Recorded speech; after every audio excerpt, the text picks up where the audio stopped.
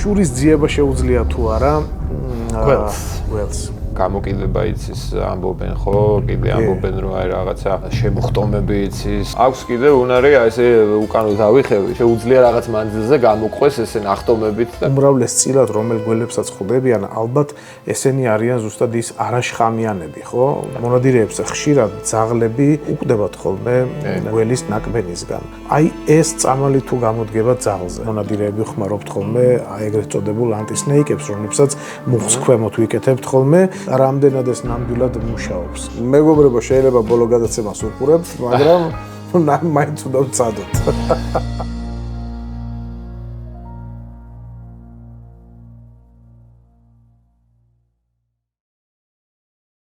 ჩვენი არხის მხარდამჭერები. არსებობს იმის პერსპექტივა, რომ დაიმეგობრო? აზერბაიჯანში არის კაცი, რომელსაც 20 წელია გიურზები ყავს. და ძალიან საკმაოდ დიდი ზომის ეგზემპლარი ყავს ერთი რომელიც იმდენად მიჩვეული ყავს. აი ესე კისერზე ისვავს გიურზას კაცო. ხელში ათამაშებს, ეფერება და ისიც არაფერს არ უშვება.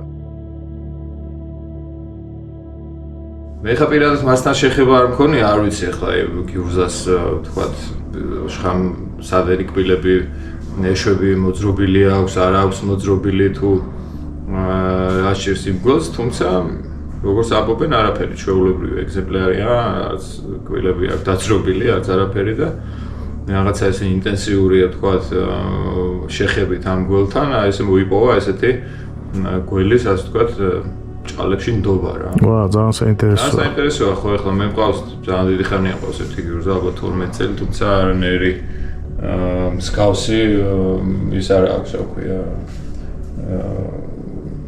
დამოკიდებულება ჩემს მიმართ რა პირიქით აღარც დამყავს არსად დამყავდა ხოლმე გადაცემებს და რაღაცები და პირიქით იმდენად მსხვილი გახდა და ძლიერი გახდა რომ აი იმდენად აგრესიულია რომ შევეშვირა იჯდეს რა თავის ხო მარიამი მეუღლე არის შენ და არეშინია მარიამს არეშინია არა მიეჩვია უკვე ჩემო მეგობრებო დღეს სტუმრად გვყავს თქვენთვის უკვე ძალიან კარგად ნაცნობი ადამიანი რომელიც ახლო ურთიერთობაში არის.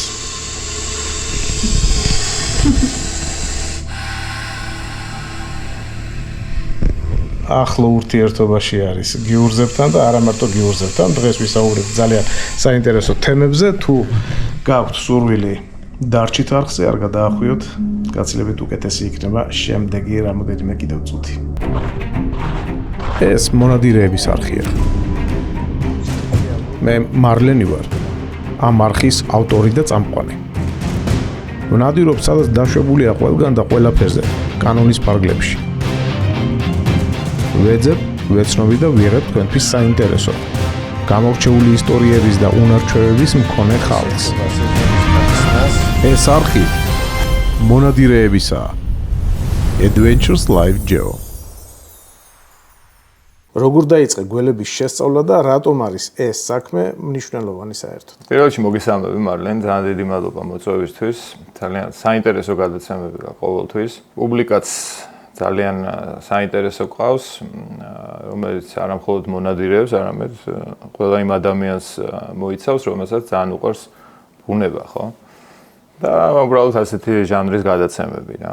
თან აქ არა მხოლოდ რაღაც ნადირობას ან რაღაც მსგავს თემებს ვეხებით, არამედ რაღაცა სამეცნიერო და სხვადასხვა მიმართულებებს ვეხებით და ეს ძალიან კარგია და აი ჩემს მიმართულებასაც შევეხეთ რა. ანუ პირველი არ არის სხვათა შორის ჩვენი და ძალიან კარგი გადაცემა გამოგვივიდა სხვათა შორის წინა გადაცემა და მოთხოვნა იყო თვითონ მაყურებელი და ყველა. ეს სხვათა შორის ძალიან ესეთია რა ქვია, აი ინტერესი აქვს ხოლმე ძალიან დიდი ამ მიმართულებას და ხო, საიდან დავიწყე? ხომ არ არის დაკავშირებული ეს ინტერესი? შიშთან განსაკუთრებით, კი, ხო იცი რა რისიც გვეშინია, უფრო გაინტერესებს. რაც შეეხება ჩემს ამ მიმართულებით ცხოვრების ასე ვთქვათ, ცხოვრების დაკავშირებას, ეს ბავშვობიდან დაიწყო თავისთავად. ხო და ერთხელაც მოხდა ისე, რომ აღმოჩნდი ტერარიუმში რა.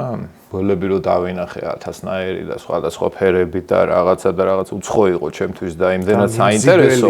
რა, მაგათი ფერები. ხო, რა და რაღაცა ძალიან საინტერესო აღმოჩნდა ჩემთვის იმ წამსვე და ეგრევე გადავერთე რა, ყველა ცხოველი, კი, ისე მიყვარდა ყველა ცხოველი, მაგრამ აი განსაკუთრებით ინტერესი გამიშთა ამათ მიმართ და შემდეგ რა თქმა უნდა უკვე ეს 7 წლის ასაკში იყო წარმოვიდგინეთ რა პატარა ვიყავი და იმის მერე რაღაც მაშინ რაღაცა საბჭოთა ენციკლოპედიები თუ იყო და რაღაც მსგავსი წიგნები ხო და იქიდან რაღაც ინფორმაციებს ღებულობდი ხო და რაღაცა სკოლა რამე არ არსებობდა არც მაშინ და მე მგონი არც ახლა სკოლა არც ახლა არ არსებობს ხო ესეთი ხო და აი ამას რო ვიზდებოდი უკვე ბუნებაშიც უკვე ჩალიჩობდი ასე ვთქვათ რომ მე ნახა სადმე და დამეჭირა ხო პირველად რო გველი დავიჭირე აი როგორც ყველას აქვს ხოლმე ინფორმაცია ყველას როგორ ანუ ვინც ნაკლებად იცის გველის ამბები მეგონა რომ წყალში რო გველი იყო არ უნდა ყოფილიყო შხამიანი და აი დონეზე ვიცოდი მაშინ მეც და წყალში რა ხან იყო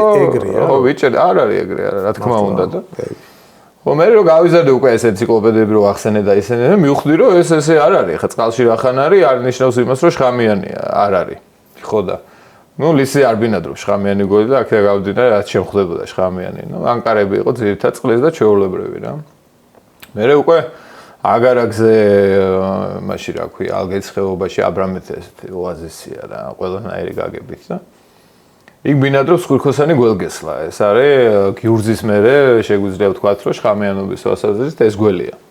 და იქ დავიჭირე პირველად ეს უკვე ეს ცოდნა მქონდა და ტელევიზიიდან მიღებულ მას შემოვიდა სტივი რუინი იყო ეს ნიანგებზე მონადირე თუ გაიგია და აი ხო ბუნდოვნად აი რაღაცებს რო ესენი უკვე მეც გამჯდარი მქონდა რომ ესე უნდა დაიჭირო ესე და ეს პრაქტიკაში კარგად გამომივიდა.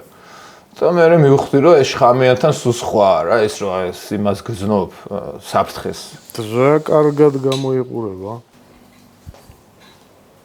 მოუხდა სხვადასხვა საკაურობას აი შუშას როგორ აღიქვავს ახლა რაღაცა ცივს და ეხლა რაღაცა გონია რომ უნდა ჩავიდეს მაგრამ რაღაცა რო ვერ ახერხებს ცოტა დაიბნა რა ეხლა გაბრაზებულია და გვაფრთხილებს რომ არ მომიკაროთ რა არც ვაპირებ ხო სურვილი არ მაქვს თუმცა ინტერესი თავისა შვება, იცი? მე 16-ის ვიყავი გიურზა დავიჭირე პირველად. აი ეგ ვაფშე განსხვავებული შეგრძნება იყო რა, იმიტომ რომ უკვე მაგასაკში უკვე ყველაფერი როგორ დღემდე არ ვიცი ხო, ყველა ადამიანი სიკვდილამდე სწავლობს ხო ესეა და. მაგრამ ცოდნა უკვე საკმარისი დაგიგროვდა პრინციპში. ხონდა და პრაქტიკაც უკვე შხამიან გველთან ურთიერთობის. უბრალოდ გიურზა მოშნია უფრო და არ გამიჭირდა სიმართლე რო გითხრა, მაგრამ ადრენალინი მქონდა ძალიან დიდი რა. ეხაც სულ მაქვს ადრენალინი თავისთავად, მაგრამ მაშინ აი პირველი იყო რაღაცა სასწაული. ხო ეს პირველი ყველაფერი სასწაული ადამიანის ხოვებაში და 19-ის ან 20-ის ვიყავი რომ ზოოლოგიის ინსტიტუტში მასწავლიდნენ ეკოლოგიას, ბიოლოგიას რაღაც მამზადებდნენ რა. ხო და ამასობაში დაარეკეს კწალისის რეზიდენციიდან ესეთი ეხლა კერძო საკუთრება აღარ არის ეს რეზიდენცია კერძო სექტორი შევიდა და მის მოწესრიგებას გარემოს მოწესრიგებას და ეს მებაღეები ეს ხელოსნები ეს ყველანი პროტესტს აცხადებენ რომ იმდენი გიურზაა რომ აი ვერაფერს არავის არ აქვს შრომის იქ ხო და ამირეკეს და ნუ ესეო და ეხლა მაშინ სტუდენტის ვიყავი რა პრინციპში ხო და მეთქი კოლოკვიუმები მაქვს ისენი მაგის დრო არა მაქვს რა რო ეხლა იქაც არ გამოვა რა აუ ყველანაირი ხელშეწყობა იქნება ეს იქნება ხელფასი მაღალი ისა და ეხლა მაშინ მართლა მაღალი იყო რა და ბიჭო მეთქი ამდენი ხელშეწყობა თუ იყო და ის იყო მაშინ და დავთანხმდი რა მოკლედ რა ბევრი რო აღარ ვილაპარაკო და მართლა გიურზების ცვენა იყო რა მოკლედ იმდენ გიურზას ვიჭერდი დღეში რომ აი თვალდახუჭული რა. აი მანდ ძალიან დიდი პრაქტიკა შევიძინა. მე უკვე სამეცნიერო მიმართულებით ექსპედიციები, ესენი მე სამაშველოში საერთაშორისო გასვლებიც აქვს ბერლინში. იცი როგორ არის? საერთაშორისო უცხოეთში მე სიმართლე რო გითხრა, გასვლები არ მაქვს, თუმცა ამ სფეროში მოღვაწე ადამიანებს უზიარებ ხოლმე რაღაცა რჩევებს ვაძლევ ხოლმე. მე ორკინში ამ მიმართულებას ხელმძღვანელობ და აი ორკინის არა მხოლოდ საერთაშორის შეგვახსენე. ეს არის ორკინი არის მავნებლებთან ასე ვთქვათ ბრძოლის ესეთი ორგანიზაცია. თაგვები ესე წერები ნებისმიერი რაღაც და ეს გველების ამბავი საქართველოში არ ქონდათ და მე ჩვენ შევთანამშრომლდით და ეს გველების მიმართულება ცალკე ჩამოყალიბდა ორგანიზაციაში და ხო და აი მთელი ესე იგი აქეთა მიმართულებას უზიარებთ ამ ჩვენ ცოდნას რა. რომელიც ძალიან წარმატებულია რა, ეს ჩემი ასე ვთქვათ პრაქტიკა, ჩვენი პრაქტიკა. ეხლა როგორც ხვდები რა. მოთხოვნადი უფრო და უფრო ხდება, იქიდან გამომდინარე, რომ აი ეს ტურიზმის განვითარებასთან ერთად და ასე ვთქვათ საწარმოების და ბიზნეს სფეროს განვითარებასთან ერთად რა თქმა უნდა, უკვე შრომის უსაფრთხოებაზე აქცენტები უფრო მაღალია და სადაც თქვა შხამიანი გველია, თუნდაც გველია, ხო, მაინც ეშინია ადამიანებს, ხო, ეშინიათ და უნდათ რომ თავისი თანამშრომელი თუ ტურისტი თუ დამსვენებელი უბრალოდ იყოს უსაფრთხო გარემოში და უფრო და უფრო მოთხოვნადი ხდება ეს მიმართულება და მე მახსოვს ჩვენ წინა გადაცემა როცა ჩავწერეთ, მაშინ ვისაუბრეთ საქართველოში რამდენი სახეობა არის რა. რამე ხომ არ შეცვლილა, რამე ხო არ დაემატა, ასე ვთქვათ, რამე ახალი აღმოჩენა ხო არ არის გაკეთებული შემთხვევით. ჯერჯერობით ვთქვათ ახალი აღმოჩენები ნამდვილად არ ყოფილა ამ კუთხით, არის რაღაცა კვლევები, ვთქვათ, გველგესლებთან დაკავშირებით. რამდენიმე სახეობა ვარაუდის დონეზე იქიდან გამომდინარე რომ ადრე ასე ვთქვათ ჩანაწერებში ფიქსირდებოდა ვთქვათ ლოტიევის გველგესლა რაღაცა ხევსურეთის რომელიღაცა ხეობაში დააფიქსირეს ვთქვათ პონტოს გველგესლა დასავლეთ საქართველოში ერთხელ დაფიქსირდა ხო რაღაც წლების წინ რომელიც მოსაზღვრე რეგიონებში ბინადრობს, ხო, თურქეთის საზღვარზე იქ თამხარეს პონტოს გველგესლა არის. თუმცა ეს კვლევები არის და ნუ არ აღმოჩენილა რა, რამდენი ექსპედიცია ჩატარებულა, ხო, რამდენშიც მეც მე მიღია მონაწილეობა, თუმცა არ გვინახავს. არც სოციალურ ქსელებშია რა, ეხლა ეს რეპტილიები საქართველოში და ველური ბუნების სამყაროშიც ძალიან ბევრი ინფორმაციები შემოდის რა, ყველა უღებს და ეს რა არის და არ არის. მასალის მოძიება პრინციპში ძალიან ადვილი გახდა ეხლა სოციალურ ქსელებში. კი, და ძალიან გვეხმარება ეს ჩვენ სამეცნიერო კუთხით და მოკლედ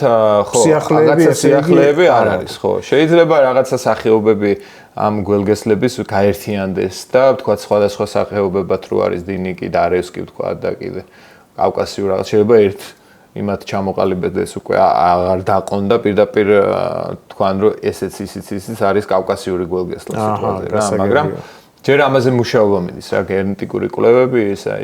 ჯამში მაინც რამდენი ფიქსირდება აი 24 სახეობა გვყავს. 24 ისე როგორც და ყველაზე საშიში და ყველაზე ასე ვთქვათ ადამიანისთვის და ცხოველისთვის რჩება გიურზა თავისთავად, მომაკვდინებელია, მოდი პირდაპირ. აი მოდის მომაკვდინებელი როგორი რაღაცა იცით, მომაკვდინებელი ცოტა ხმამაღალი ნათქვამია, ვინაიდან გიურზის დაკმენის შემთხვევაში 60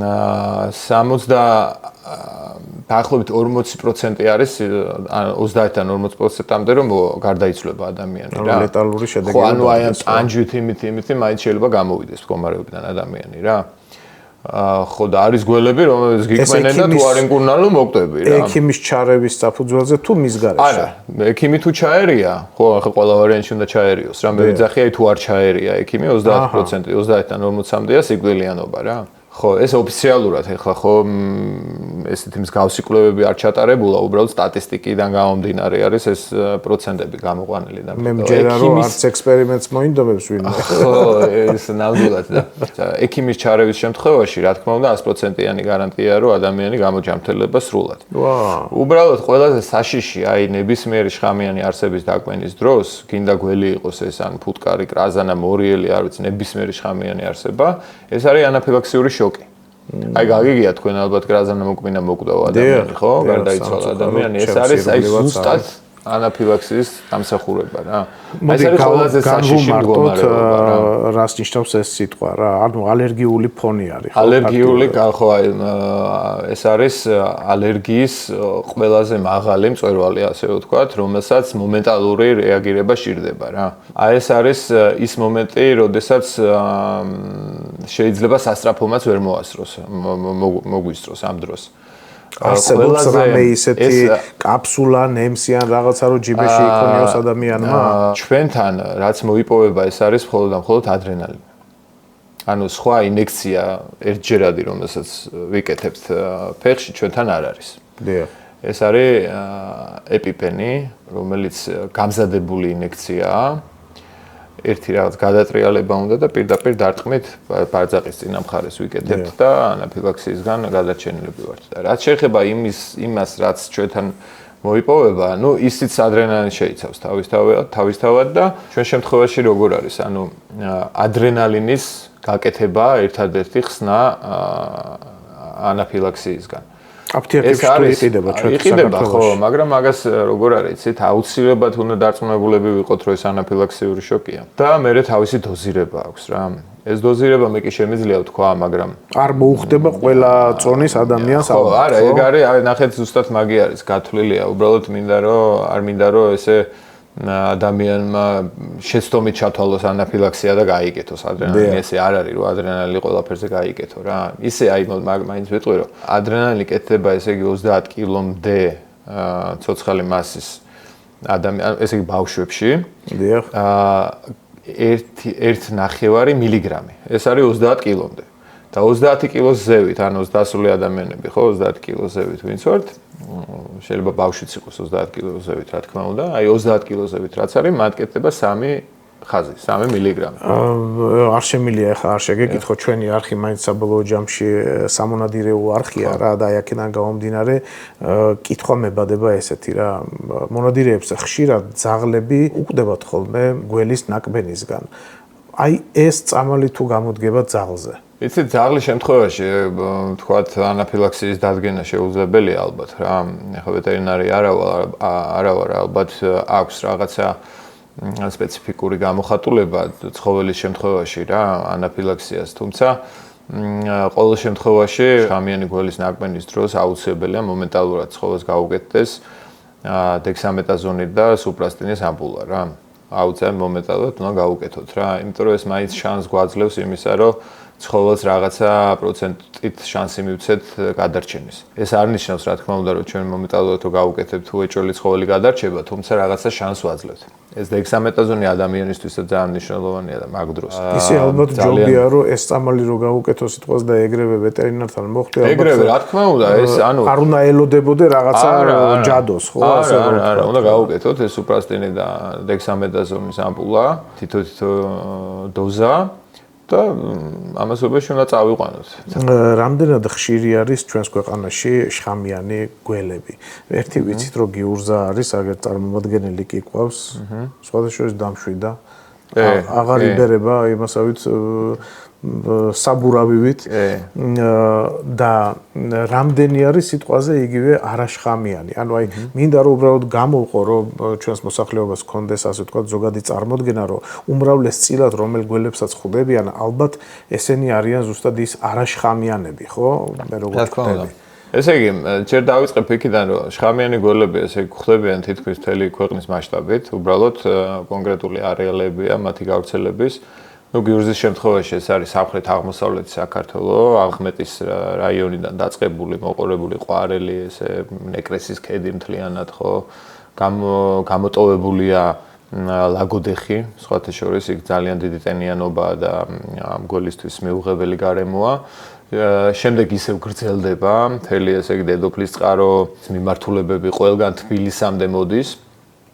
თბილისში გვხდება აეროპორტის ტრასის აქეთ ამხარეს, ანუ აეროპორტის დასახლება, ლილო, ალექსეევკა, ფონიჭალა, ორთაჭალა, წანისი, მე იქით თქვა რუსთავის მიმართულება, მარნეულის, ბოლნისის და ყველაზე მაღალი წერტილი გვაქვს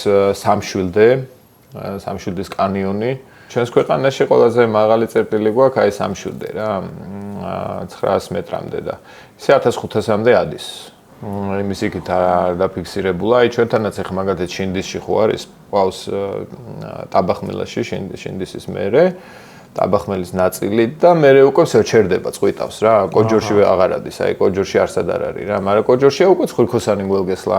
თრიალეთის ქედი მოგეხსენება აქედან იწყება რა, თბილისის მიდამოებიდან, ეს ჩვენი ვთქვათ კწანისის ქედი, ნიკლისის ტბის ეს მუხაწყარო და ესენი აი ესე მოყოლებული ხო, ეს არის თრიალეთის ქედი და მუხაწყაროშიც არის, წყულეთშიც არის ეს ცხვრიქოსანი გველგესლა, კოჯორში, ბეთანია და ესე მიყვება მერე რა. ესე იგი ველის დონეზე კიდე ხვდებით, ესე იგი სომხური გველგესლა ესეთი, სამცხე ჯავახეთში ხვდებით. არის რენარდის გველგესლა. სამცხე ჯავახეთში ჩვენ ძალიან ხშირად ნადირობთ ხოლმე და ჯერ ერთხელ არ შეგხვედრია. ხო, არ არის. შხამიანია, არა შხამიანია, ძალიან პატარა ზომის არის, ეს გველგესლები ყველა შხამიანია. და ძირითადად ველებზე თუ დაკვირვები ხართ მან შეგროვებული ქვები რო არის. დიახ, მინახავს. მინდვრებიდან იღებენ, აგროვებენ ერთად საუკუნეები რა. კი ბატონო. რომ ამუშავებდნენ და რაღაც. აი იმ ქვებში არიან ხოლმე ძირითადად.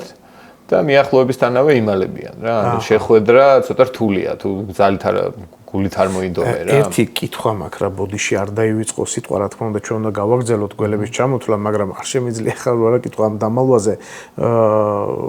გამოკიდება იცის გველმა? არის. აი ხა მაგ მომენტსაც რა დონეზე აუხსნე. გავაგრძელოთ თუ ამას მიუბრუნდეთ გამოკიდებაზე. მე გამოკიდებაზე. მაგ თემებზე ხო ხასიათზე და რაღაცებზე ხო არის რენარდის გველგესლა, ანუ ველის გველგესლა, რომელიც თქვა ხდება დედოფლის წყაროში. ანუ ეს დედოფლის წყაროში გიურზის გარდა მასაც შეიძლება გადავეყაროთ. ოღონდ ძალიან იშვიათობაა ისი ნახვა. ესე იგი არის კიდევ ალპური ზონის წარმომადგენლები, ესენი არიან დინიკის გველგესლები, მაგალითად ეს ამ სახეობის გველს ფართოდ შეიძლება შევხვდეთ ყაზბეგში, გერგეთისკენ, თვითონ ყაზბეგში ნებისმიერ ადგილზე, თუმცა მაინც უყვართ თუშეთში, ფშავში, ყველგან სვანეთში, ანუ სადაც ალპური ზონა გვაქვს თითქმის ყველგან. ძირითადად უყვართ ქვანაშალები თუ გინახავთ, თარი და ეს ჩამოშლილი ქვების ისენია რა, ფერდები, ხო? აი ესეთი ადგილები უყვართ ძალიან უყვართ ესეთი ჩვენი კოშკები რო დგას იქ ხო ქვები ყრია რო იშლება რაღაცა ბევრგან ბევრი ქვებია ესენი აი ესეთი ადგილები უყვართ ამ დინიკის გველგესლებს არის დარევსკის გველგესლა რომელიც უფრო მაღალ ესე იგი დინიკს ცვლის და მე მოდის უკვე დარევსკის გველგესლა ეს გველგესლები რაც ჩამოთვალეთ თითქმის ერთი ზომისები არიან 50 სანტიმეტრამდე იზრდებიან ვიზუალურად ძალიან გვანან, თუ სპეციალისტი არ ხარ, ცოტა გაარჩევა ძალიან რთულია მათი, ზიგზაგისებური შავი ლაქები შეიძლება ერთ ფერშიც კი შევხვდეს, თქვათ ეს თითოეული წარმომადგენელი, თუმცა ძირითადად მაინც ზიგზაგისებური ნახატები აქვს ზურგზე და ასე ლამაზი მოყვანილი თავი, სამკუთხას რო ვეძახით, ხო? მსხვილი შედარებით ტანი და ვიწრო კუდით, ეს მოკლე გველები, ესეთი ჩაწუქებული. ხო, ვიწრო კისერი დიდი თავი, როგორც გიურზას მაგალითად, აი სქელი ტანი გვაქვს, ვიწრო კისერი დიდი თავი, ხო, აი კუდიც, ხო, მაგალითად სქელი ტანი გვაქვს და უცებ პატარა წვრილი კუდი. აი ესე აღნაგობა აქვს ყველა გველგესლებს.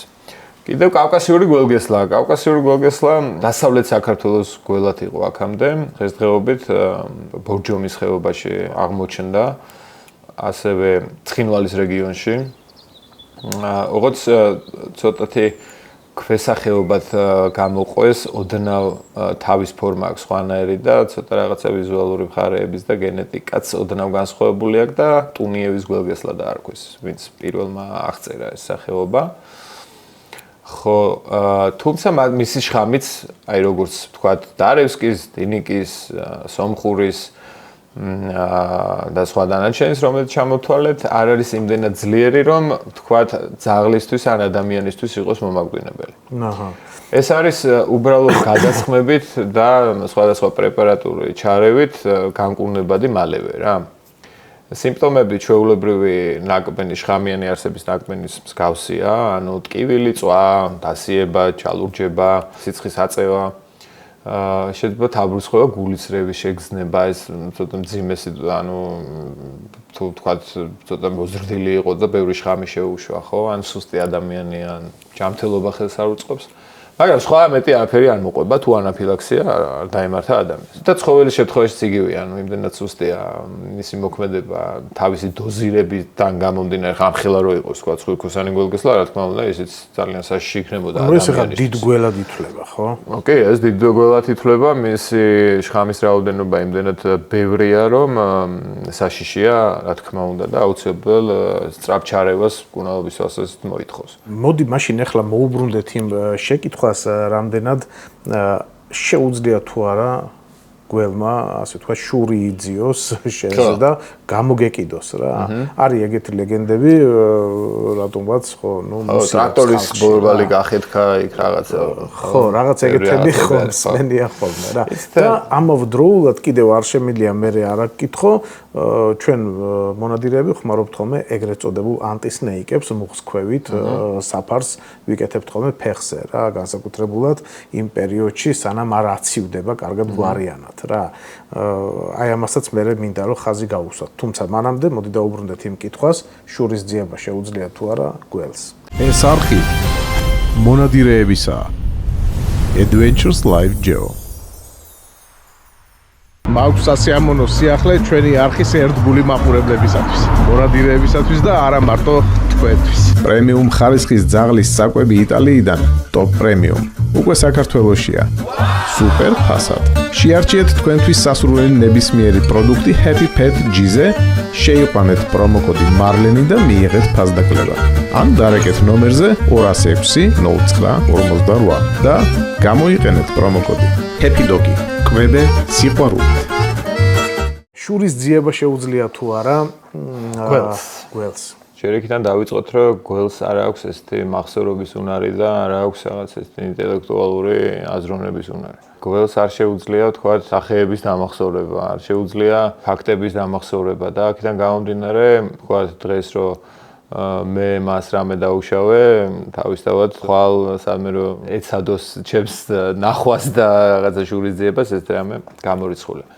ხო, ჯერ მხედველობა არ აქვს ისეთი, რომ სახეზე ჩვენ დაგვიმახსოვროს. პირდაპირ ესეთი შურის ძიების თვალსაზრისით რომ შევხედოთ რა, არა, ესეთი მხედველობა არ აქვს, ბუნდოვანი, ძალიან ბუნდოვანი მხედველობა აქვს. ზოგიერთ გველს რა თქმა უნდა უკეთესი, თუმცა ყველა გველს აბსოლუტურად ეს სითბურო ესესოების მქონე გველებსაც კი სჭირდებათ მოძრაობა რა. ანუ მარტო სითბური გამოსხივების აღქმით ვერ მოინადირებს ის საკვებს, იმიტომ რომ თქვა შეიძლება ისეთ გარემოში იყოს, რომ ყველაფერი სითბოს გამოსცემდეს, ხო, ქვაც და ყველაფერი მაგრამ ის თუ გამოძრავდა, ესე იგი ცოცხალი არსებაა, ხო, ქვავა თავის დვერი მოძრავებს. ანუ მას სჭირდება თავისთავად მოძრაობა. ასევე ჩვენ აი თქვა გიურზას, ხო, ამას არ აქვს სითბური სენსორები. მას სჭირდება მოძრაობა. ანუ მე ხე გავჩერდე, აქ შეიძლება 10 გიურზა დამასვათ და არც ერთმა არ მიგმინოს, იმიტომ რომ ვერ აღიქვას ჩემგან საფრთხე. მაგრამ მე როგორც კი გავმოძრავდები, ის მიხვდება, რომ მე ცოცხალი არსება ვარ და თან ამხელა, ანუ მისთვის საფრთხეს წარმოვადგენ. აქედან გამომდინარე მოძრაობა აუცილებელია გველისთვის. როგორც წესი თავდასხმას არ ახორციელებს და უფრო თავდასხმა ყველაფერი, ყველა გველის რეაქცია არის თავდაცვითი. აი შურის ძიების კუთხით თუ გავუყვებით ისევ ამ ამბავს, გამოკიდება იცის ამბობენ, ხო, კიდე ამბობენ რომ აი რაღაცა შემოხტომები იცის და ნუ ეს რაღაცები. ყველა გველს აქვს თავისი თავდაცვის უნარი, თავისი შესაძლებლობები ძალიან კარგად იცის ყველა გველმა, ანუ იცის რა დონეზე წარმოადგენს საფრთხეს მისთვის ესა თუ ის ცხოველი თუ ადამიანი, ხო? რა მანძილზე არის უკვე ის საშიში მისთვის და აქედან გამომდინარე აქვს თითოეულ გველს შესაბამისი, ასე თქვა, თავდაცვის უნარი. მაგალითად, აი გიურზა ავიღოთ და ყველაზე კიდევ ესეთი ეფექტური წითელმუცელი მცურავი, ხო? ხო, სწორედ ხშირია ეს გველი. და ხშირია, კი, ფართოდ ხდება აღმოსავლეთ საქართველოს დაბლობებში. და აგრესიულია, ხო, აგრესიულია გიურზაზე მეტად. ანუ გიურზა შეიძლება ჩავთვალოთ, რომ აგრესიული არ არის რეალურად, აი წითელმუცელაზე შეგვიძლია რომ ვთქვათ აგრესიულია იმ გაგებით, რომ თავისი თავდაცვის უნარი კიდევ შეიძლება გადაზარდოს თავდასხმაც შეგვიძლია დავარქვათ, იმიტომ რომ აი მაგალითად შემთხვევებია გაშვებისას, ვთქვათ 10 წითელმუცელი მცურავის გაშვებისას 8 მოგიბრუნდეს. ანუ უშვებდა, აი რაღაცა რაც უნდა გაუშვა, ყველაფერი გარბის. მაგრამ ამას აი უშვებდა კი არ გარბის, აქეთ გიტევს რა, კიდე უნდა რომ გიკბინოს და გეცეს და რაღაცა დაზიანი მოგაგონოს. მომაკვდინებელია თუ არა? არ არის შხამიანი საერთოდ. არანაირ საფრთხეს არ წარმოადგენს ადამიანისთვის. კბილები აქვს ჩვეულებრივად, ოღონდ ეს შხამგამტარი ეშვები არ აქვს თავისთავად, არ არის შხამიანი. სისხლი შეიძლება გვადილოს დიდმა ეგზემპლარმა. აქვს კიდე უნარი, აი ესე უკანო დავიხევით, ხო? აი ვთქვათ, როცა აი ამ შეტევით იმაშია, რა ქვია, ხასიათზე და პოზიციაში, უკან დახევისას შეუძლია რაღაც მანძილზე გამოყვეს ესე ნახტომებით და რაღაც და მე უცებ წავიდეს თავის ძალზე გასრიალდეს. აი ეს მომენტი აქვს, აი რაღაც მომენტში შეუძლია რაღაცა მანძილზე შენსკენ წამოიწიოს მიუხედავად იმისა, რომ ჩვენ უკან ვიხევთ ნახტომებით, სწრაფი სრიალით, ну აი ეს რაღაცა პატარა მონაკვეთი, ის არა 10 მეტრი და 20 მეტრი და გავბივარ და მოგზდოს, ეს რამე არ არსებობს ფიზიკურად, ვერც ერთი გველი ვერ დაგვეწევა, ჯერ იქიდან დავიწყოთ გულითაც რო ეცადოს გამოგიდებას, ხო? ეს ისე ბურათი იკლაკნება, თქვათ მეტრ 50-იანს შეუძლია რომ ამ ხილაზეც კი აიწიოს თავისი ზიგზაგით ეს ისე ბურ ფორმას აკეთებს. და მაღლა იწევა, პირეს გააღოს, ეს უფრო საშიში ის რომ მიიღოს და აი ამ ასე ვთქვათ მე ეს დაკლაკრმილის გაჭი მოახდება რა და ეს კარგ მანძილზე შეუძლია რომ ეს ნახტომი გააკეთოს. მინდა დაუბრუნდე ახლა მაგ ნახტომებს და მაგ კბენებს გადაცემის შუაში მე ვთქვი რომ მონადირეები ხმარობთ ხოლმე აი ეგრეთ წოდებულ ანტისნეიკებს, რომლებსაც მუხს ქვემოთ ვიკეთებთ ხოლმე და მოიაზრება იმ გაგებით რომ ვითომ გველის შემთხვევაში ასე ვთქვათ თავდაცულები ვიყოთ. რამდენად ეს ნამდვილად მუშაობს? მართლა ასე ხდება რომ მუხს ქვევით იკბინება? მარტო? ეხლა ნახეთ, ხო, აი იმას მოვაყოლებ ახლა გიურზის შემთხვევას, ის ყოველთვის ცდილობს თავის გზაზე წავიდეს. თავდაჯერებული გველია, იცის რომ მას აქვს შესაძლებლობები იმისა, რომ ჯერ დიდია, მერე შიშინებს, კიდე გაბერვა შეუძლია უფრო დიდი წარმოჩენა თავის და პლუს იცის რომ შხამი აქვს დიდი რაოდენობით და შეიძლება არც გაიქცეს ახლა ჩვენი მიახლოებისას რა, დახვეული იწვეს და უბრალოდ არ უნდა მიეკარო. ჩვენ რო არ ვეშვებით, მაინც გარშემო ვტრიალებთ, არ ვეხებით რა და პროსტო უბრალოდ გარშემო იქვე ვდგევართ, ხო? მე ესე აწევს თავს, შეუძლია კობრასავით ოდნავ გაბეროს კისერი, უფრო დიდი რო წარმოაჩინოს თავისი თავი და ასე გვერდულად რაღაცა გადაადგილდეს და ნელ-ნელა გაგვეცალოს რა. არის შემთხვევა უკვე ჩვენთან რომ მას აღიზიანებთ, ხო? მოკლა გვინდა, დაჭერა გვინდა, რაღაცა ჯოხით რაღაცა манипуляციებს ვაკეთებთ, ხო? მასზე აი ამ შემთხვევაში უკვე ის თავისთავად თავდაცვის მიზნით უკვე ცოტა კი მაინც გაქცევას ცდილობს, მაგრამ რაღაცა მომენტში შეიძლება შეტევაზე გადმოვიდეს რა, ნახტომი გააკეთოს და მოაყოლოს მეორე ნახტომი. აი შეიძლება დავარქვათ ჩვენ რაღაცა ზოგმა შეიძლება გამოკიდება დაარქვას, შეიძლება თავდასხმა დაარქვას, მაგრამ აი ამას ჩვენ ვიწევთ. ისე რომ აი სადღაც გიურზაზის და გამოვარდეს მეცეს აქ რა გინდა, ეგეთი რამე არ არსებობს რა. აუცილებლად ის რომ შეგვნიშნავს 90% შემთხვევაში გარბის. მუხს ქვევით იკბინება თუ მუხზევით? ყველა გველი აბსოლუტურად იზრდება სიცოცხლის ბოლომდე. და აქედან გამომდინარე, ვინც ყველაზე ყოჩაღია და გადაურჩა დაავადებებს, ბუნებრივ მტრებს, მტაცებელ ცხოველებს, ფრინველებს, ადამიანს, ბუნებრივ კლიმატურ პირობებს, ხო? ის აღწევს თავისი, ასე ვთქვათ, მაქსიმალურ ზომებს. ესეთი ინდივიდები არის 1000-ში 1. ის 1000-დან 1 მუხზევითაც იკმინება, ძალიან კარგად რა. მაგრამ ესეთი შემთხვევები ძალიან იშვიათია მოგეხსენებათ რა და აქედან გამომდინარე აუცილებელი არ არის რომ ამ ხელა რაღაცეებით ვიაროთ ყელამდე ამ სიცხეში და რაღაც. ძირითადად მაინც ხვდებიან ისეთი ეგზემპლარები, რომლებიც იკმინებიან მუხს ქვევით. ანუ გიურზაც ითვლება ისეთ გველად, რომელიც იკმინება მუხს ქვევით. თუმცა იმას აღნიშნავ, რომ არის ეგზემპლარი, რომელსაც შეუძლია წელამდე მოგწვდეს თავისუფლად, ხო, მაგრამ ეგ არის ძალიან იშვიათი. 2 მეტრი და ოდნავ აწელი, 2 და 20 აი ზომის გიურზას შეიძლება შევხვდეთ. 3 მეტრა, 4 მეტრა, 5 მეტრა ფანჯარაზე გვახტება და ტრაქტორის ბაგრიშკას ხეთქავს, ესეთი რამე არ არსებობს უნაბაში რა. გამორიცხულია, არც ერთი სოფლიოში ყველაზე დიდი გველი არის. სამეფო კობრა 5.5 მეტრი იზრდება. ყველაზე ესე იგი მასიური ამხელა თავი აქვს. იმას არ შეუძლია და გიურზა როგორ შეძლებს მაგას? ვერ შეძლებს. არის გაბონის გველგესლა, რომელსაც 5.5 სანტიმეტრამდე აქვს კბილი. სქელი, დიდი ყბა, ამხელა თავი აქვს. იმასაც არ შეუძლია. აქედან გამომდინარე ეს ყველაფერი ზღაპრებია. და მუხს ქვევით კბენასთან დაკავშირებით დაცვის საშუალება, რა თქმა უნდა, ერთ-ერთი არის ბოტები, ეგრეთ წოდებული, ჩვენ რო ვიძახით. ნუ ესეთი ზოგი ძალიან რბილია. აი მაგალითად აი აქ რო გიდევთ. ისეთი მასალით არის, რომ გიურზის ნაკბენიდან დაგვიცავს, კი. არის ჩვეულებრივი ბოტები, რომელიც ძალიან ესეთია, სქელიანი მასალით გაკეთებული, ისიც გვიცავს.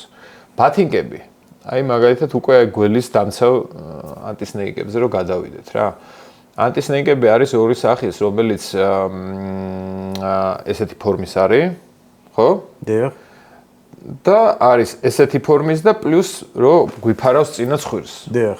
ხო? აი წინა ცხვირის დაფარვა ძალიან კარგია იმ შემთხვევაში თუ აი ესე უბრალო ფეხსაცმელი გვაცვია რაღაც ბოტასი, რაღაც რბილი მასალით და იქ რო გვიყინოს, იქ შეიძლება გაატაროს და ამიტომ ეს დამცავი რომელიც ფარავს კიდევ ფეხსაცმელს, ამ შემთხვევაში ძალიან კარგია. მანდაც კბენა ალბათ როგორ ხდება? ალბათ დაბიჯების ხარჯზე თორე ისე. ძირითადად დაბიჯებისას ხდება ხოლმე, თუ ფეხს ეხება ეს თორე. ძირითადად აი სტატისტიკურად დაკვენები ხდება ხოლმე, როდესაც ჩვენ მისი მოკლა გვინდა, მისი დაჭერა გვინდა, გველთან შეხება რო გვაქვს. აი ჩვენი ინიციატივით შემთხვევით დაბიჯებას აგვლის. აი ძირითადად დაკვენები სტატისტიკურად საქართველოში და სოფლიოშიც ხდება იმ დროს, როდესაც ვცდილობთ მის მოკვლას, დაჭერას ან რაღაც манипуляციებს რა. მოგეთ ფაქტია, რომ არ უნდა გააღიზიანო. დაბიჯება ხდება ძალიან იშვიათად. დიახ. აი დაბიჯებით ნაკმენები უფრო გარიდებს ალბათ. ხო, კი გარიდებს და ესეც იშვიათად რამდენი გველი უნდა იყოს, რომ აი და მე გველს დავაბიჯოთ, ხო? ძალიან იშვიათი ამბავია.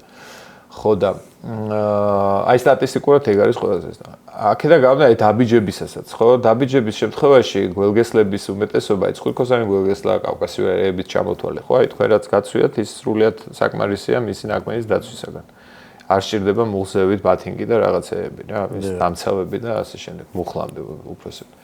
და აი გიურზეს შემთხვევაში უკვე შეიძლება ისეთ ადგილას დავადგათ, რომ მუხლამდე ვერც გვიყინოს და მხოლოდ ბათინგის ზომაზე გვიყინოს და ბათინგმა დაგვიცოს. ახლა ბათინგებიც არის და ბათინგებიც ხო, ახლა ზოგი ისეთ თხელია, რომ გიურზა კი არა, აი კალის გვერდჭობა და ფუტკარმა შეიძლება გაატაროს და ნორმალური ხარისხის ფეხსაცმელი, ანუ რომელიც მკრივი მასალისგან არის, თავისუფლად იცავს კოჭის ზომამდე ნაკბენისგან და უკვე აი იმ დამცავს თუ ჩავიცმევთ, ეხლა დამცავებშიც არის ხარისხი, ხო, ზოგი ისეთი თხელია, რომ გიურზის ნაკბენისგან ვერ დაგვიცავს, მაგრამ ნორმალური ხარისხის ეს გველის დამცავი, რომ თქვათ, კარგი ბათინგის, ანუ სქელი მატერიისგან დამზადებული, მასალისგან დამზადებული ბათინგზე თუ გადავიცმევთ, უკვე დაცული ვართ რა, 99% შემთხვევაში, იმიტომ რომ ეხლა მაიზამეც თუ ეს 2 მეტრიანი გიურზა შევხვდა, არ ვიცი და. გასაგებია. ისე იცავს კი რა, მოკლედ ამის თქმა მინდა იცავს. მშვენიერი, ძალიან დიდი მადლობა და აქვე მინდა შეგეკითხო,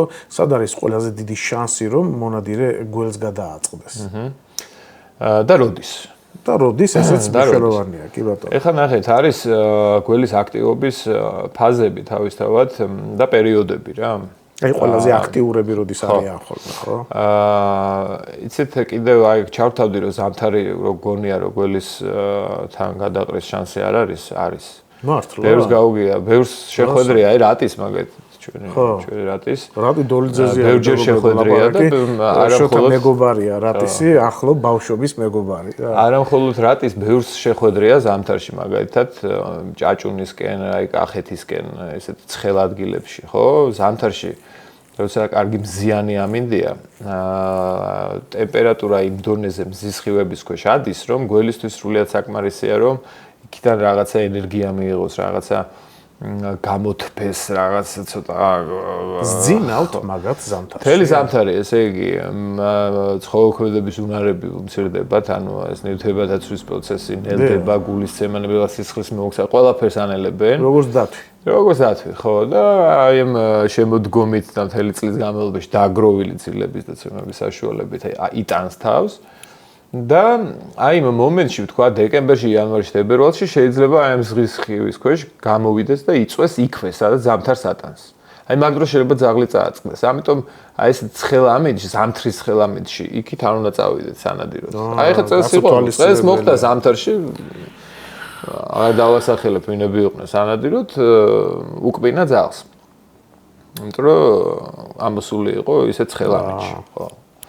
ხო და დანარჩენი, ესე იგი, გაზაფხულის პერიოდი და შემოდგომის პერიოდი არის, ასე ვთქვათ, გველთან გადაყრის ყველაზე დიდი ალბათობა და შანსი, იქიდან გამომდინარე, რომ დილიდან საღამომდე აქტიურობს მაგ დროს გველი. და ზაფხულის ცხელ დღეებში გველის აქტივობა უკვე გადადის სხვა ფაზაში. ანუ მაღალი ტემპერატურა გველისთვის არ არის კარგი. როდესაც ჩრდილში ტემპერატურა 30 გრადუსია და მეტი, მზის ქვეშ უკვე რამდენად მაღალი ტემპერატურაა, ხო წარმოგიდგენიათ. 30 გრადუსი და ზევით ისედაც უკვე მისთვის არაკომფორტული ტემპერატურაა და აუცილებლად ცდილობს სიგრილეში ყოფნას. მით უმეტეს მზეზე ის არ დაწვება. ანუ გველის შეხვედრა მზეზე ინდორში შუა დღისას გამორიცხულია. რაღაც მომენტში შეიძლება ერთი ბუჩქიდან გამოვარდა და მეორე ბუჩქში შევიდეს შეაფაროს თავი. იმ ბუჩქშიც ნახვაც შეუძლებელია თითქმის აი ამ სიცხეში. აქედან გამომდინარე, აი შუა დღის განმავლობაში გიურზასთან გადაყრა თითქმის შეუძლებელია ზაფხულის განმავლობაში. მით უმეტეს ის გადადის ღამის ცხოვრებაზე. წყლის სეზონი როცა იწყება გაქანებული ზაფხულის ბოლოა, აგვისტო, ყველაზე მაღალი ტემპერატურები, ხო? დიახ. აი ამ დროს გიურზა ღამით აქტიურობს. თუმცა აი მზე ამოყოფს თუ არა თავს, ეგრევე მიდის სამალავში. და ამიტომ აი დილიდან საღამომდე მისი ნახვა შეუძლებელია. მაგრამ არიან ეგზემპლარები, რომლებიც რჩებიან გარეთ მასიური ბუჩქნარების ძირებში. ოღონდ ეს ძალიან იშვიათი ინდივიდები არის, რომლებიც ესე რჩებიან რა.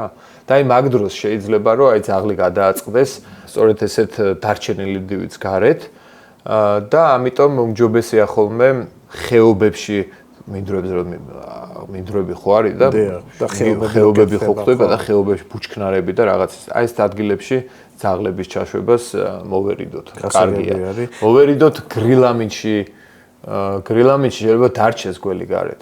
აი მოღრუბლული ხო უყართ და წვიმიანი ცოტა ის და ეს გრილი ამინდი ამასაც უყარს მაგ დროს წვიმიანი მოღრუბლული რაღაც მაგ დროს უკვე შეუძლია დღის განმავლობაში გიურზა გარეთ დარჩეს და საშიშია ამ კუთხითაც რა. რა ნიშნები აქვს გველის მიერ დაკბენილ ძაღლს? აი როგორ გამოვავლინო სიტყვაზე, რომ აი რაღაცა შევამჩნია ძაღლი ვერ არის კარგად და ეჭვი მიჩნდება რომ დაუშვათ გველით არის ნაკბენი. რა კაფიო გამოვლინა? ნაკბენის ადგილს ილოკავს, იწვალებს, იფხანს ეს პირველი წამები, ხო? რაღაცა ესეთი ჩვენც ხო რაღაც ძაღლსაც ხო იგივე რეაქცია აქვს. მე წყლუტუნი იმ ადგილის ფხანვა, იმ ადგილის წვალება, ლოკვა, იმ ადგილიდან მოზდის ლიმფა, თავიდან სისხლის წვეთები, მერე ლიმფაში გადადის. მერე უკვე ხდება ასე ვთქვათ, დასიება, ხდება ხოლმე ხშირ შემთხვევაში იმ ადგილის. მაგრამ ყველაზე ცუდი რაც არის აი ცხოველის შემთხვევაში, ძირითადი დაკმენები მაინც ხდება ხოლმე სახის არეში. იმიტომ რომ მონადირეა. ხო და ცხვირი. სტოიკაში დაუდგა. ხო, აი ამიტომ არის ძალიან მნიშვნელოვანი ნაბუზე დადგომილ ძალს ვასწავლოთ იქამდე არ მივარდნა სანამ ჩვენ ბრძანებას არ მივცემთ. ეს არხი მონადირეებისა Adventures Live Geo. Good choice. ბურგერისთვის მოვდივარ აქ. წვადი, კაბაბი, ხინკალი, საიდან მოიტანე რა ბურგერი? ხშირად თუ არა, 3-4 ნადირობაში ერთხელ მაინც უნდა მოითმინოთ თბილისამდე და ჭამოთ ქალაქში ყველაზე მაგარი ბურგერი. აქვე ხდება გამზადება? ყველაზე გემრიელი ბურგერი. ნაღდად აკეთდება? ბურგერები კეთდება ძალიან ბევრი და ბურგერების მიღმა კიდე ქვეყანაში კეთდება, მაგრამ მე მომწონს ყველაზე მეტად კეთილი ბურგერი. ეხლა შევჭამოთ კეთილი ბურგერი. მე ერთი რამოდენიმე კვირის მერე მოვიდეთ სხვა შევჭამოთ. მე აი ესე ნელ-ნელა ჩამოუყვეთ, ესე სიას ჩამოუყვეთ და დასავლები არის, სოუსები არის, ჩიპსები, ჰოთ-დოგები. რა უნდა მივიდოთ კეთილი ბურგერი, რომელიც ზღის 21 ლარი? მაინტერესებს.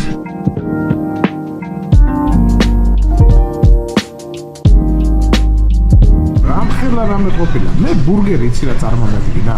ა მაკდონალდი? ხო, ჩვეულებრივი ბურგერი მეთქი რა. აიღე. სიამოვნების გასახეს ესე გააკეთე და ჩაკეთე.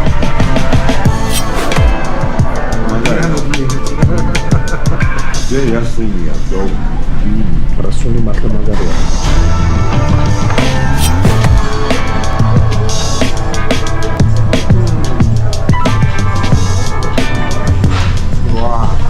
გემრიელა. თორე უხერხული საჭმელია, მაგრამ აი კაცურად გემრიელა.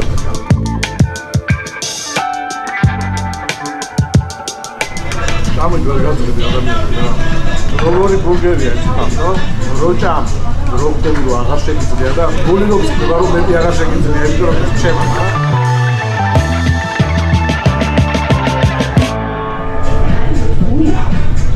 გასიჩე. ვისაც არ მოგეწონებათ, დაწერეთ და თქვით უკეთეს სადაჭერთ. Good choice. ბურგერისთვის მოვდივარ აქ. პირველი რაც შეიძლება რომ მოიმოქმედოს ადამიანმა როგორც კი ჩვენი მეგობარი დაიკბინა დაუშვათ რა.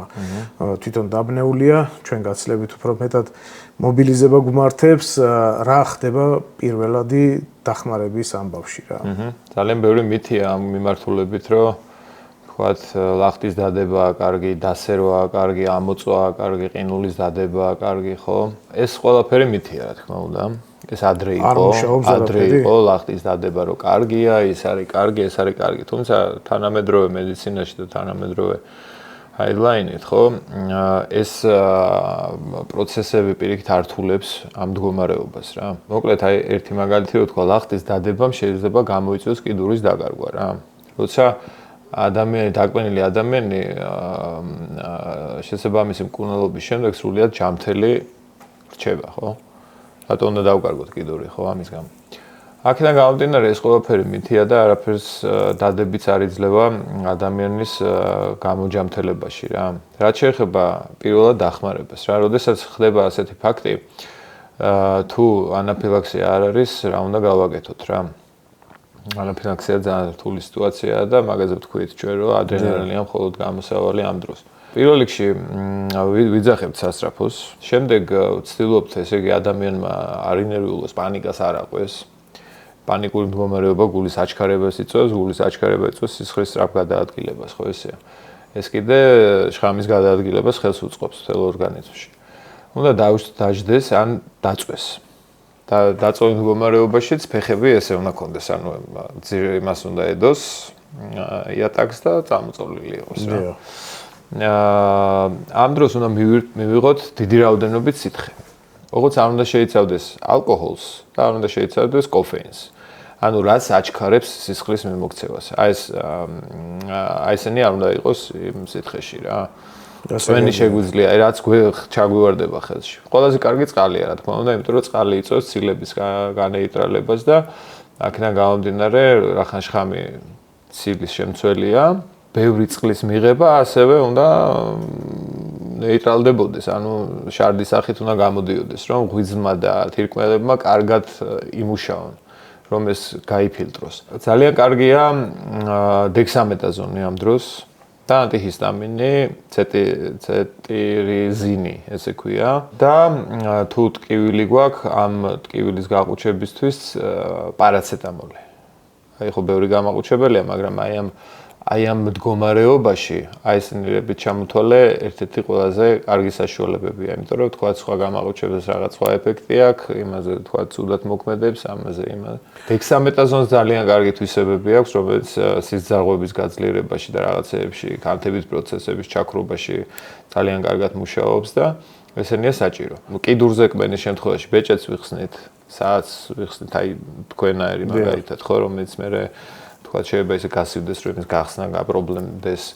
აი ეს მომჭერი რაღაცები ყველაფერი უნდა მოვიხსნათ, რომ დასიება შეიძლება იმ დონეზე დასივდეს, რომ ამის მოხსნა კი არა, შეიძლება არ ვიცი, იმდენად მაგრად მოეჭიროს, რომ საერთოდ კიდური დაიგარგოს. ლახტის დადება, იქ დაჭრა, მიჭრა, მოჭრა, ამოწვა, გამოწვევასაც ეფექტი არ აქვს, აი ესე იგი შეიძლება პირიქით ზიანი მივაყენოთ უფრო მეტად ჩვენ თავს, იმიტომ რომ პირის ზღურში არ არსებობს პატარა ნაკაწრი მაინც რო არ იყოს და იქიდან მაინც ორგანიზმში ხდება. კარგი. მაგრამ ვერ ამოდის, ისედაც ვერ ამოდის, რო უწევთ რა. შემოგევლე, ხა მე სულ მაინტერესებდა ესეთი რამე, რომ ეს მდედრია, მამრია, როგორ არის აქ არის სქესის ამბავი? კი, რა თქმა უნდა, ეს მდედრია, მაგრამ განსხვავება ძალიან რთულია არამცოდნესთვის რა, იმიტომ რომ იმდენად უმნიშვნელო ვიზუალური რაღაც პატარა ნუანსი აქვს, რომ იმის გარჩევა არაპროფესიონალისთვის თითქმის შეუძლებელია რა. კვერცხით მრავლდება თუ გიუზა კვერცხით მრავლდება ჩვენთან და სხვა დანარჩენი გველგესლა, რომელიც ჩამოთვალეთ ახლა ჩვენ გველგესლების სახეობები, ყველა ცოცხლამშობი არიან. ანუ შიგნითვე ხდება ამის ინკუბაცია, ასე რომ ვთქვათ, იმდენად თხელი აპკი აქვს, რომ აი იქვე, ასე ვთქვათ, იჩეკება, ესე რომ ვთქვათ რა. აპკია ის რეალურად ქეისაც არ აქვს, ნაჭუჭი არაფერი არ აქვს რა. და იმ პარკებში არის და იქვე ყალიბდება და გაჩერნისას უკვე გამოდის წიწილი. რამდენი ხანია როცა ხავს ეს რა? დიდი ხანია. ხო, რა მოვიყვანოთ და ცოტა უფრო ახლოდან ვაჩვენოთ ჩვენს მაყურებლებს. კი, შეგვიძლია რა თქმა უნდა და რამდენად საშიში არის ახლა აი ამ სიტუაციაში? არასწორი ქმედებებით, რა თქმა უნდა, საშიშროება არის, მაგრამ თუ დავიცავთ ყველა იმ წესს, რომელიც გიურზასთან მოყრობისას აუცილებელია, მაგ შემთხვევაში არ არის საშიში. მეგობრებო, შეიძლება ბოლო გადაცემას უყურებთ, მაგრამ მაინც უნდა ვცადოთ.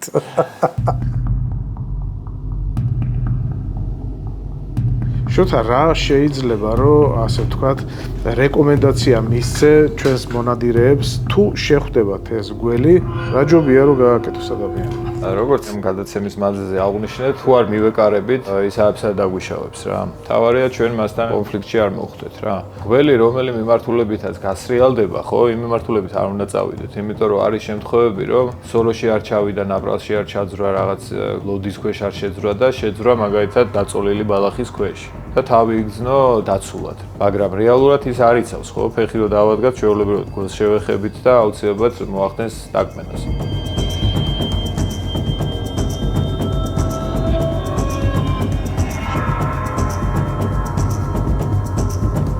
ასევე რაღაცა შეიძლება ნაფოტი ეგდოს, ჩვენ ვერ დავინახოთ, მაგრამ ის იქ იყოს, იმის ქვეშ იყოს შემძრვალე, ჩვენ იმ მანძილზე მიუახლოვდით, რომელიც მისთვის უკვე საფრთხის შემცველია და მან თავდაცვის მიზნით მოახდინოს დაგესვლა რა. ეს მანძილი ინდივიდუალურია გველისთვის, ზომებიდან გამომდინარე, ხო, ახლა ახალშობილი წიწილი მაგალითად, ხო, 20 სანტიმეტრიანი, 30 სანტიმეტრიანი, სახიფათო მანძილი შეიძლება იყოს 5-10 სანტიმეტრი, ხო, მაგ მანძილზე რომ იყო, შეიძლება მაგ მანძილზე დაგარტყას, მაგრამ აი ამ ზომის გიურზისთვის შეიძლება იყოს 40 სანტიმეტრი, 50 სანტიმეტრი და მაგ მანძილზე მოახდინოს დაგესვლა და ზოგი შემთხვევა არის, შეიძლება ის ხვირწინ გაუარო რა. ერთი 10 ჯერ გაუარო და რეაგირება არ მოახდინოს. ინდივიდუალურია, ასე ვთქვათ, მაინც ხასიათი გველის. თუმცა აი ეს დისტანცირება აუცილებლად ყოველთვის უნდა მოახდინოთ და მისი მიმართულებით არ უნდა გადაავადგილდეთ რა, მით უმეტეს თუ მაღალი ბალახია და ვერ ვხედავთ იქ რა ხდება. მაღალ ბალახში გადაადგილების დროს თუ დაცულად არ ვართ, ხო, ასე ვთქვათ, შემოსილები აუცილებელია ამ ბალახის გაწევ-გამოწევა, რომ ამ გაწევ-გამოწევის დროს მას შეაწუხებს და ის ეცდება გაქცევას. თუ ხედავთ ხო ზედაპირს ამ შემთხვევაში უკვე რეალურად დაცულები ვართ რა იმიტომ რომ როდესაც გველს ხედავთ ჩავთვალოთ რომ ის საშიში აღარ არის რა თუ რა თქმა უნდა მის დაჭერას და რაღაცას არ ვეცდებით ხო აი ჩვენს წინ ზის ხო ჩვენს წინ წევს ხედავთ და აქედან გამომდინარე ჩვენ ვიცავთ უსაფრთხოებას რა არ ვეკარებით არ ვცდილობთ მასთან შეხებას და ის არაფერს არ აკეთებს აბსოლუტურად ხო ეხლა ჩვენ გაცილებით უფრო დამშვიდებული არის ახლა უკვე ხო მაგრამ ნუ აი ხა ჩვენ რო შევეხოთ დაგვარტყავს თავისთავად. ამიტომ როცა არ ვეხებით დაცულები ვართ რა. შოთა ეს რა საკის არის ახლა და რამდენი ხანია ყავს? 10 წლამდე იქნება. ახლობით 3-4 წელია. საკმაოდ დიდია ახლა ეს მოკეცილ მდგომარეობაში არ ეთყობა იმდენად, მაგრამ აი ხა ნენელა გაიშლება, მივხვდებით რა აი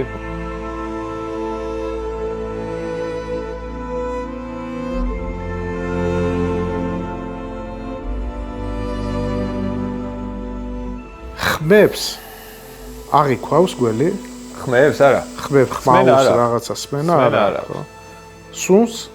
აი ენის გამოყოფა. ენას მაგიტოყოფს ზუსტად რა. ზედაყბაზე აქვს იაკობსონის ორგანო. კომპიუტერი აქვს რა. ენას რო ყოფს? დიახ. იჭერს სუნის მოლეკულებს. შიგნით რო ყოფს, მე ადებს ამ იაკობსონის ორგანოს და გადასცემს მე ტვინს ინფორმაციას და ამით ხარშავს რეალურად გარემოში რა ხდება რა. იქ თაგვმა გაერბინა იქ რაღაცა მისთვის საინტერესოა იქ თქვათ მისთვის ესეთი გარემოა რაღაცა. აი ეს რაღაცებს აღიქვავს ამდენით რა. მე ხა ბოლომდე თქვათ თავს უფრო კარგად აღიქვავს ამ იაკობსონის ორგანოთი ვიდრე თქვათ ის ადამიანია თუ რა არის, მაგრამ აი ეს ფუნქცია აქვს მას, ყნოსვის ფუნქცია აქვს, მოკლედ ენას რა.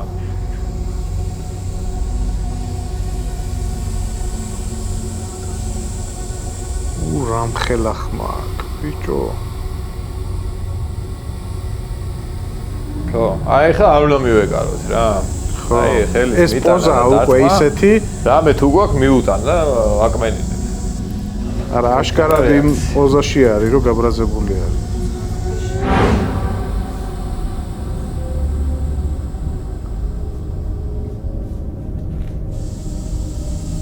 და არც ცდილობს და ისე უფრთხილდება ალბათ შხამს. კი, შხამი მისთვის არის ნადავლის მოსაპოვებლად და რა ვიღაცის მოსაპოვებლად.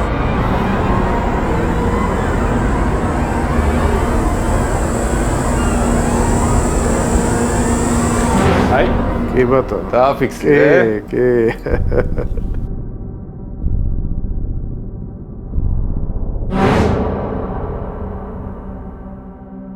შოთა, ერთი კითხვა მაქვს ამ კბენასთან დაკავშირებით რა. შხამი საქართველოში ბარდება? არა, აკრძალულია მოპოვება.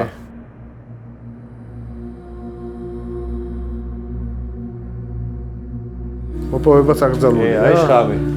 აბა მოჩვენე. აი. ვაუ. კარგად დარჩა ზედაპირზე და დიახ. აი. ვაუ. ესე იგი ბოლოს მაინც გაიმეტა ჩვენთვის შხამი. გაიმეტა. ნახე რა ამ ხელაზე მოწდა, ეს გადიხო და ინახე თან.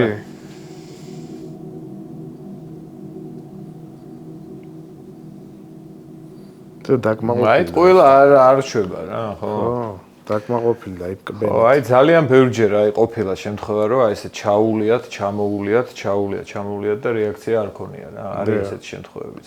არის შემთხვევები მაგალითად აი ესეთ ჩამოვლის დროს გიკბენს. ოღონდ შხამს არ შეუშვებს რა. ყოფილა ეგეთი შემთხვევებიც. აი წერს მოხდა რომ მოუფრთხილდეს შხამს, ხო? კი, დაკბენა ყოფილა. და მშრალი დაკბენას ვეძახით, ანუ არ შეუშვია შხამი რა, უბრალოდ შევაშინებო რა. ესეთებიც ხდება. მისთვის ძალიან მნიშვნელოვანია შხამი, იმიტომ რომ მაგით არსებობს, მაგით მოიპოვებს საკვებს. და ტყუილა არ ხარჯავს რა. ეს ხეულზე რომ მოხდეს შხამი, აი რომ დაგვეწვეთოს ან რაღაცას აიში არ არის, ან დავლიოთ. ჭრილობა რო გქონდეს და იქ მოხდეს შხამი, უკვე კი, მაგრამ ისე აი დაუზიანებელ ზედაპირზე საშიშროებას არ წარმოადგენს. მაგრამ ეს არის შხამგამტარი ეშვები. აი მე 100-ს, ხან სანტიმეტრიანია დაახლოებით ცოტა მეტი. და ამ ეშვების გზით სხეულში შედის შხამი. ისე ხელში როგორი საგრძნობია, ძალა იგრძნობა ხო? კი, ძალიან ძლიერია, სუკუნთია. აი აქ აქვს შხამი. ამების შეკუმშვით, კუნთების შეკუმშვით, აი ეს პატარა ძარღვისებული მილებით კბილებს უერთდება და როგორც შპრიცი ესეთი ნემსი აქვს. და ნემსი ნახრეტი აქვს კბილში და იმაში ატანს და ესე უშვებს სერამ სიგრძე არის.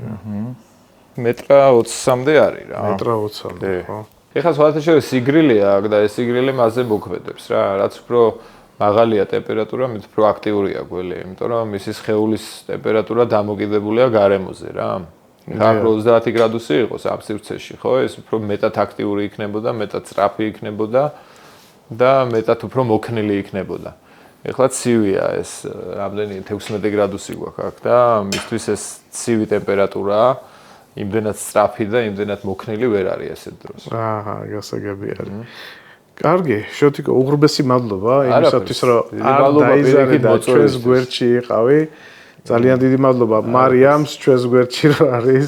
საბოლოო ჯამში ფინალი როგორი აქვს ამ გველს? მე აი რო ამოწურავს თავის ასე ვთქვათ შრომით მოღვაწეობას შენს ტერარიუმში. მე ბოლოს ალბათ გავუშვებ, ხო? ბუნებრივ არეალს უბრუნდება, რა თქმა უნდა, ყველა არსება, რომელიც ხდება ჩვენთან, იმიტომ რომ ყველა არსებას, მათ შორის გველებს, თავისი ფუნქცია აქვს გარემოში და ჩვენ როგორც მეცნიერებს ამ მიმართულებითაც თავისთავად ვცდილობთ არ დავარღვიოთ ბალანსი და რაღაცა ეკოსისტემაში არ შევიტანოთ რაღაცა ნეგატიური წვლილი რა.